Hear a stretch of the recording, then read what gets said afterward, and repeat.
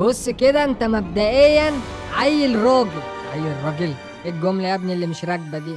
جدع وسندال وحش. كسبتنا الماتش وكنت كلمة السر حبيبي يا امام، ده العادي بتاعي انت فاهمني، وبجد كنت مطمن بوقوفك، ما حسستناش بغياب الشناوي خالص. ايه الحلاوة دي؟ والله انت اللي كسبتنا الماتش يا اسطى. انت بتكلم مين؟ انا اللي جبت الجول. والله يا امام الواحد بيحاول يعمل اللي عليه، بس الاهلي يحتاج اي حد بس هتلاقيه راجل، مش انا بس يعني، ده اي حد. يابا انا اللي كسبتكوا يابا، انا اللي جايب الجول. ايه ده بجد؟ والله انت اللي جبت الجون؟ ايوه يا ابني والله انا اللي جايبه.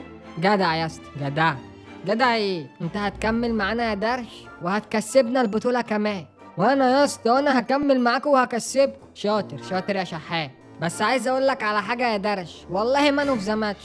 ولا ايه؟ انت صوتك اتغير كده ليه يا شحشيح؟ انا مان اوف ذا ماتش يا. ايوه يا اسطى حسن، انا اللي مكسبكوا يا. حسن برضه اللي انت عايزه يا اسطى. هتشكر في حد هنا؟ بتشكر فيا انا يلا وتعزم فيا، فاهم يلا ولا مش فاهم؟ انا يا اسطى والله حاضر. يلا عيد الكلمتين دول تاني عليا، قول لي كم انت عزيم يا شحات. حاضر يا اسطى حاضر. خلص يا.